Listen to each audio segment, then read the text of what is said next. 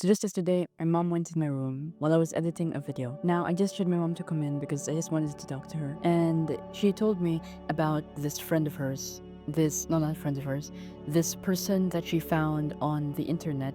And this person's son was dating a girl. And the father of the son thought that, oh, it's just puppy love and everything like that. Let them be, they're just children. But unbeknownst to them, the son was actually contacting the girl, and the girl was sending nudes to the son. One day, the mother of the son found this out. She posted a post on a forum page titled something like, "What do I do? Help, what do I do with my son? Should I tell the dad? Should I let the dad be angry?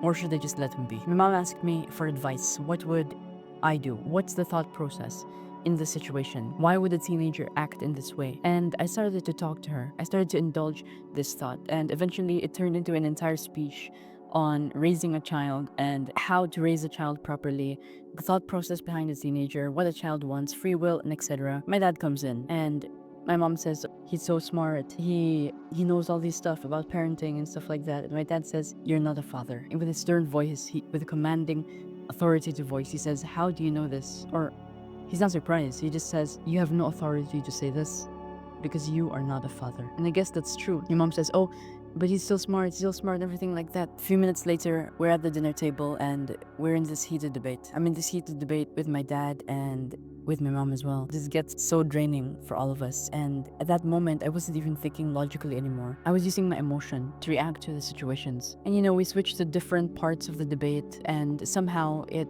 goes to politics. And at that point, I'm so drained. Why am I so drained? Because I've been debating for so long. I know that I shouldn't be disrespecting my parents, debating them like this. Even if my parents are wrong, even if they might be wrong or they might not be wrong, this shouldn't be what I'm doing. Not only is it a waste of time, and not only will it water the negative seeds inside my mind, the seeds of hatred, the seeds of wanting to win, of defending my beliefs without logic, just for the sake of defending my beliefs. But I was also trying to prove something, trying to assert my pride, assert my dominance over the situation when I know that it's practically not worth it to do. Especially if it's not a real debate and you're speaking to your family, that's not the way to go about it. And afterwards, after the dinner conversation, I just got so extremely pissed and angry at myself. What was I doing? Why was I doing this?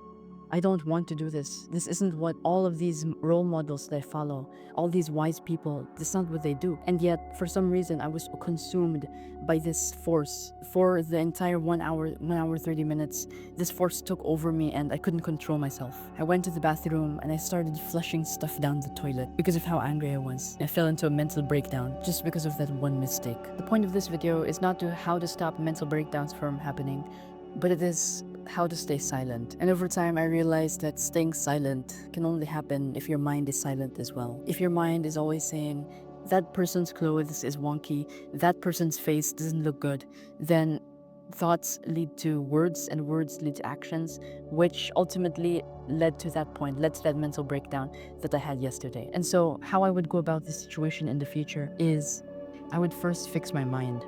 I would first train my mind to not think of those thoughts anymore. Also, another part of it is pride. And I had some intense pride, some intense egotistical views that time, some biases. And it's such a humbling experience right now, me saying to you and me being able to say to you that I was absolutely stupid in that moment. I was trying to assert my views.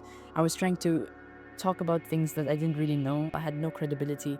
And it just ended up badly, all for the sake of trying to defend my pride, all for the sake of trying to assert my status. And I am stupid because I know nothing about this world. I should be somebody who is humble and is willing to learn, a student of life, somebody who doesn't settle for what is presented, but somebody who always questions and questions and questions and questions and seeks, because a seeker is only a seeker when there is no conclusion. When I try to make conclusions by saying that this view is right or that view is wrong, I fail to be a seeker. I fail to be a person who is a student of life. And so this is an accountability video that I share to you. I want to become more of a student of life. I want to become a humbler person. Maybe this will help some people too, to realize that, and I'm saying this to you, I'm saying this to my younger self. You are stupid, you know nothing, and you will never know anything. Socrates said, "I know nothing." And for that, he was called the wisest man in Athens. The wisest man in Athens. When the man who always gets in arguments speaks, nobody listens. But the man who is silent, whenever he speaks, everybody listens. I hope this video helped you in some way.